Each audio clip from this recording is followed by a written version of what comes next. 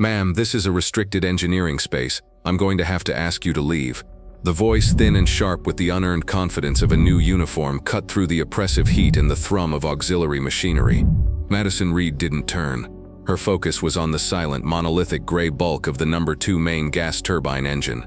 It was a masterpiece of controlled power, a caged hurricane designed to push 10,000 tons of American warship through the water at over 30 knots. Right now it was as quiet and useless as a museum piece. She set her heavy canvas tool bag down on the diamond plate deck with a soft, deliberate thud. The sound was small, but in the tense quiet of the main machinery room it felt loud. Only then did she turn to face the young officer. He was a lieutenant junior grade, his gold bar gleaming under the harsh fluorescent lights. His face was flushed, a mixture of the ambient heat and his own agitation. "I'm aware of where I am, Lieutenant," Madison said. Her voice was calm, low, and even, a stark contrast to the vibrating energy of the room. The officer, whose name tape read Barlow, puffed out his chest slightly. "This area is for ship's force and authorized technical representatives only. Your escort should have known that." Madison held up her laminated badge.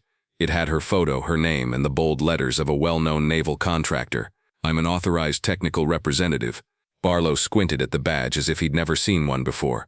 "I was told the tech rep was a Mr. Henderson. Mr. Henderson is back at Norfolk trying to figure out why the schematics you sent him don't match what his diagnostic models are showing," Madison replied, her gaze drifting back to the dormant turbine. "He sent me instead. Now if you'll excuse me, this ship is dead in the water, and I'm on a clock." She knelt, unzipping her bag. Inside, nestled in custom-cut foam, was a collection of tools. Some were standard issue, polished and pristine. Others were not. They were strange, modified, bearing the scars of hard use and bespoke fabrication.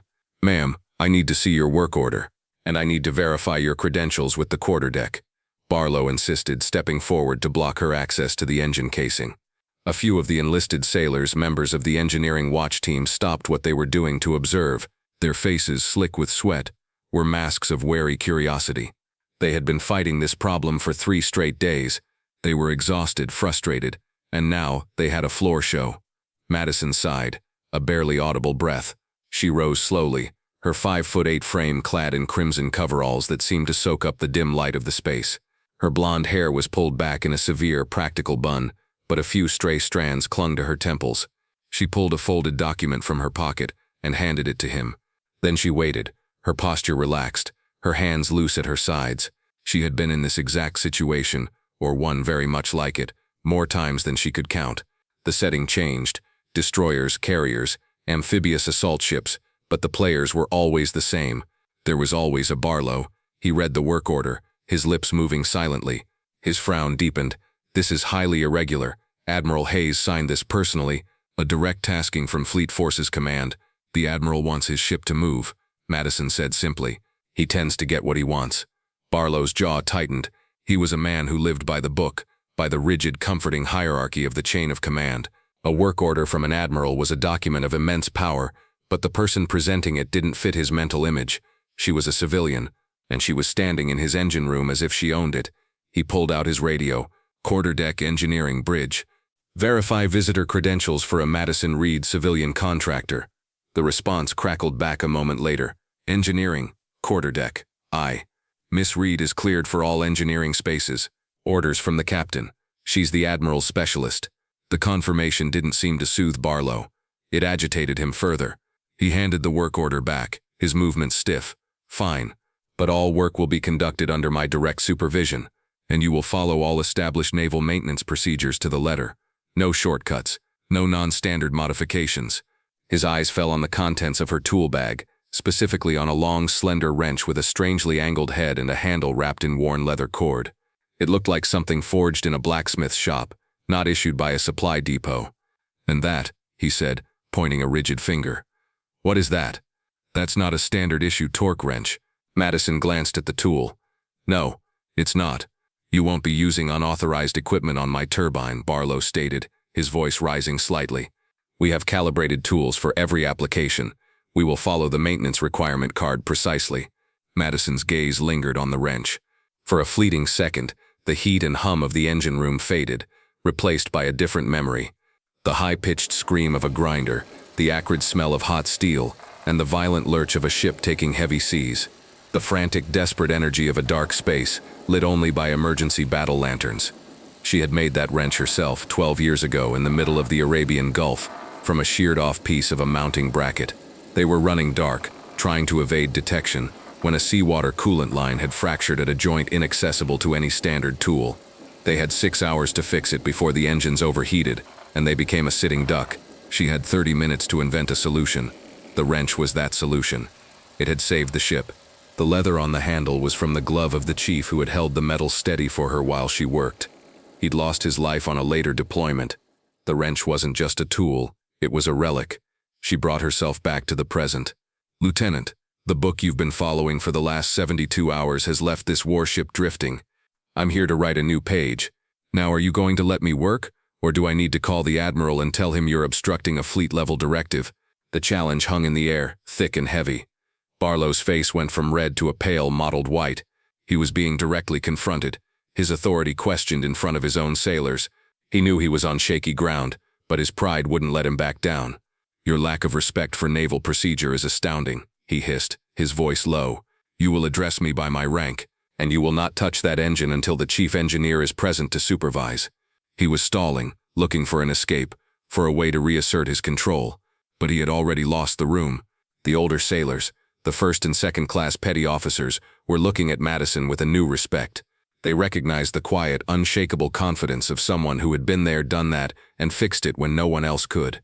Unseen by Barlow, standing in the shadows near the entrance to the machinery space, was another figure. Master Chief Petty Officer Thorne, the senior enlisted leader of the entire engineering department. He had been drawn by the unusual silence from the main space. He was a mountain of a man with a graying flat top and hands the size of dinner plates. He had served on 6 different classes of ship and had forgotten more about gas turbines than Barlow would ever learn from a book. He had been listening for the last 5 minutes, his expression unreadable. He watched Barlow posture and preen, and he watched the woman in the red coveralls stand her ground without raising her voice. Then he heard the name again, spoken by Barlow in a tone of utter disdain. "I don't care if your name is Madison Reed or an angel from heaven. You will follow my orders in my space." The name struck a chord deep in the Master Chief's memory. Madison Reed, Maddie the Wrench Reed. It was a name spoken with reverence in the chief's mess of his last command. A legend from the generation just before his. They said she could diagnose an engine imbalance just by the vibration in the deck plates. They said she once rewired a main distribution board during a fire, using a pair of pliers and her own ingenuity to bypass 3 fried circuits, restoring power to the combat systems just as they were about to engage. He had always assumed the stories were sea yarns, exaggerated tales told over coffee. But here she was, and this fresh-faced lieutenant was about to commit a career-ending mistake. Thorne saw Barlow raise his hand, about to signal the master-at-arms he had summoned on his radio. "I'm having you escorted to the master-at-arms shack. We will investigate your credentials further. I suspect they may be fraudulent." That was it, the breaking point. Master Chief Thorne faded back into the P-way, pulling out his personal cell phone. He didn't call the ship's captain. That would be a messy breach of the chain of command. He scrolled through his contacts to a number he rarely used, the direct line to the Force Master Chief on the Admiral's staff. The phone was answered on the second ring. "Force Master Chief, this is Master Chief Thorne on the Patriot. I have an urgent situation." He spoke quickly, his voice a low rumble. "Sir, they have Maddie Reed down here in MMR2. The legend. It's really her. The Admiral flew her out, but our new engineering officer of the watch is treating her like a spy. He's about to have her thrown off the ship. Sir, she's the only shot we have at fixing this engine. You need to tell the Admiral now." Aboard the fleet's flagship 50 nautical miles away, the message traveled from the Force Master Chief to the Admiral's flag aide, and then to the Admiral himself, in less than a minute. Admiral Hayes was a tall, lean man with a face carved from granite and eyes that had seen the world's oceans in both peace and war. He was in the middle of a video conference with the Pentagon. "Sir," his aide interrupted, whispering urgently, "it's about the specialist on the Patriot." The Admiral muted the conference call. "What is it?" "Sir, it's Madison Reed. Master Chief Reed, formerly. The engineering officer on station is creating an issue. He's refusing her access to the engine." Admiral Hayes went still. A flicker of something, disbelief, then anger, then resolve passed through his eyes. "Reed, you're certain it's her?" "Master Chief Thorne on the Patriot confirmed it, sir. She's there, and the LTJG in charge is about to have her detained." The Admiral stood up, his chair scraping back, Get her service record on the main screen. Now, a few keystrokes, and Madison Reed's history filled the 60-inch monitor. It was a career's worth of excellence compressed into data. Multiple Navy and Marine Corps achievement medals, a Navy Commendation Medal with a V for Valor, page after page of evaluations where every single block was marked early promote. There were notes from commanding officers calling her a once-in-a-generation technician and a miracle worker. Tucked away was a citation for action taken aboard the USS Stalwart during a straight transit under hostile surveillance, citing her for extraordinary ingenuity and decisive action in preventing a catastrophic engineering casualty, directly ensuring the ship's survivability and mission success. Admiral Hayes looked at the screen, then at his aide. That woman saved my ship and my career when I was a commander.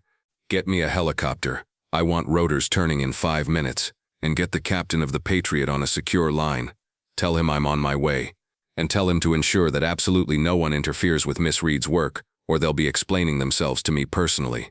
Back on the USS Patriot, Barlow was feeling the flush of victory. He had asserted his authority. He had faced down the civilian contractor and won. The two master-at-arms, a burly first class and a stern-faced second class, had arrived and were standing behind Madison. Miss Reed, your services are no longer required, Barlow said, his voice dripping with condescension. I am officially revoking your access to this space. I believe you may be a security risk. You will be escorted off this vessel at the earliest opportunity. Now hand over that unauthorized tool. He gestured to the custom wrench in her bag. It was the ultimate overreach, the final, arrogant insult. Madison looked at him, then at the sailors watching, then at the silent engine. She didn't move. She didn't speak. She just waited. She had set the pieces in motion, and she knew with the certainty of a perfectly balanced turbine that the system would eventually correct itself. It started as a low, rhythmic thumping. A vibration felt more than heard. It grew steadily louder, a menacing whump-whump-whump that vibrated through the steel hull of the ship. It was the unmistakable sound of a Seahawk helicopter in a fast approach. Barlow's confident expression faltered. He glanced up at the overhead, perplexed. Then the ship's main communication circuit, the 1MC, crackled to life, the voice of the officer of the deck echoing through every space. Attention on the USS Patriot. The fleet commander is on approach. Set flight quarters. Set flight quarters. Admiral Hayes arriving. The blood drained from Barlow's face. The fleet commander. Here? Now? It made no sense. The master-at-arms exchanged nervous glances. The entire engineering crew froze, their eyes wide. The clatter of footsteps on the metal ladders leading down to the main machinery spaces preceded the arrivals. First came the ship's captain, his face a grim stone-like mask. Behind him was the executive officer, and the chief engineer, whose expression was one of pure, unadulterated dread. And then, descending into the oppressive heat of the engine room, came Admiral Hayes. The 2 silver stars on his collar seemed to catch and amplify the light. He was flanked by his flag aide and a sharp-eyed female commander who served as his chief of staff. The Admiral's gaze swept the room, taking in the scene. The silent engine, the sweat-soaked sailors, the armed guards, Lieutenant Barlow standing ramrod straight, and Madison Reed calm as a summer sea standing beside her tool bag. The Admiral ignored everyone else. He walked directly to Madison, his boots ringing on the deck plates. The room was so quiet that the hum of the ventilation system sounded like a roar. He stopped a foot in front of her. He didn't salute. She was a civilian, but his entire bearing was one of profound respect. "Chief Reed," he said, his voice a low baritone that commanded absolute attention. He used her old rank, and the effect was electric. "It's been too long. I'm sorry you were delayed. It seems we have a junior officer who has trouble telling the difference between a problem and a solution." He turned his gaze on the assembled crew, his eyes sweeping over them before landing, with crushing weight, on Lieutenant Barlow. "Gentlemen," the Admiral began, his voice resonating with authority. "You have been working on this engine for 3 days. You've had the best shoreside support, the newest manuals, the most advanced diagnostic equipment, and you have failed, because you were trying to solve a new problem with an old book." He gestured toward Madison. "Let me tell you who this is. This is not Miss Reed, the civilian contractor. This is former Senior Chief Gas Turbine Systems Technician Madison Reed.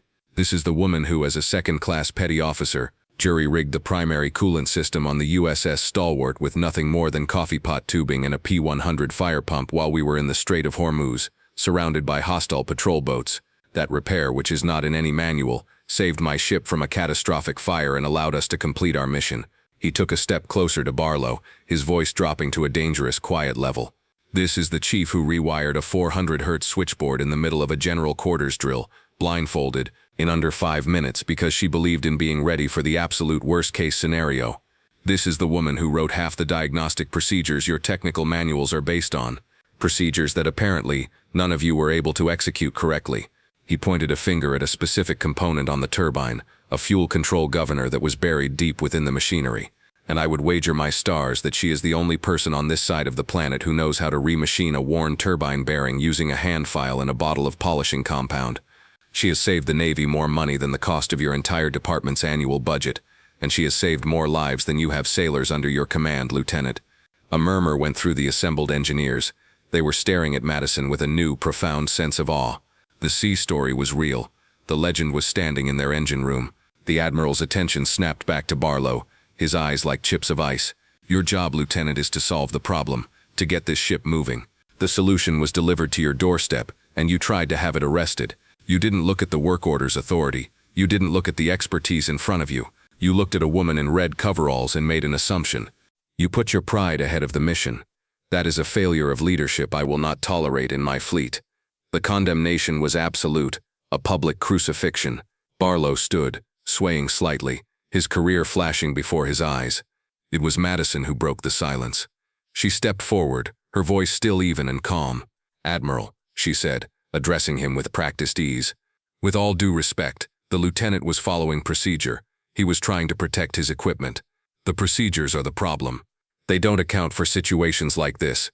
You don't soften the standards. You just have to apply them fairly, to everyone, regardless of what they're wearing.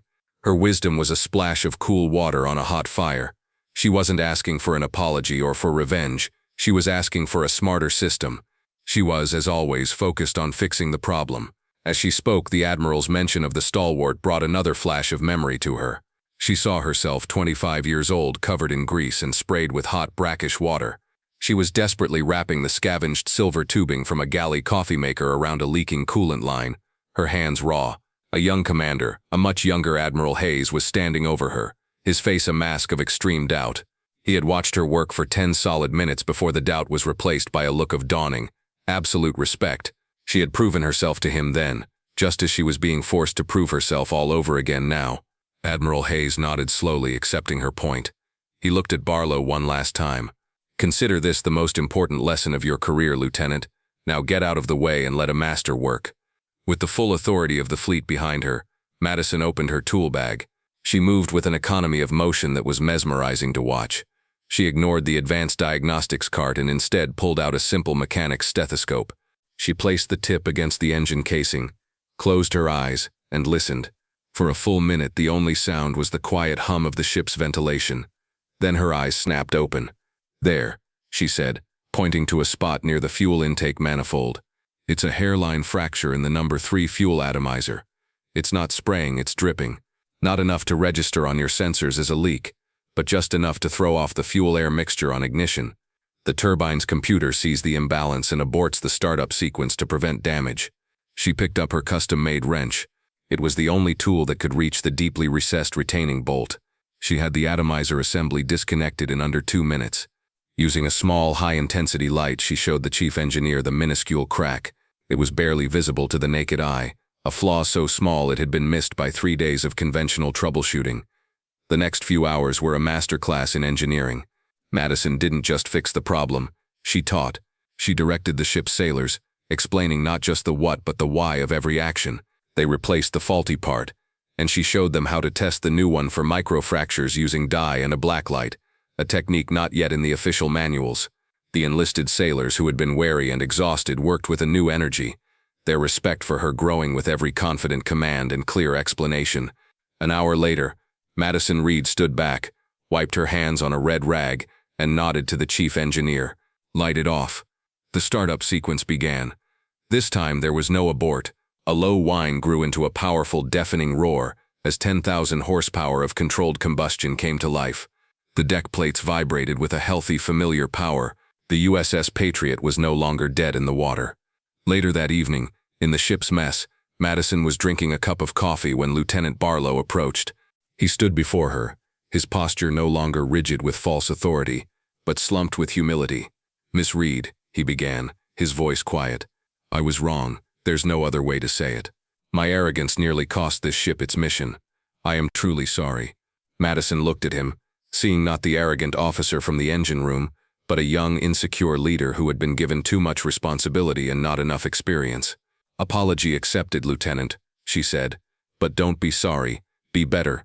Your sailors have the answers. They live in those spaces. Trust them. And trust the fact that expertise doesn't always come in the uniform you expect." She took a sip of her coffee. "Listen to your chiefs. They've seen it all." A week later, a fleet-wide instruction was issued, mandating a new training module on the integration and verification of civilian technical experts. Attached to the instruction was an update to the gas turbine system's NSTM, detailing the Reed procedure for diagnosing atomizer microfractures. Madison Reed's story became a new kind of sea yarn, a testament to the fact that true valor isn't always about combat, and the most powerful weapon on a warship is sometimes the brilliant mind and steady hands of an unassuming hero in red coveralls. Madison Reed's story is a testament to the fact that expertise wears many uniforms, and sometimes, none at all. If you were inspired by her unwavering competence, hit that like button, subscribe to She Chose Valor, and share this story to honor all our veterans.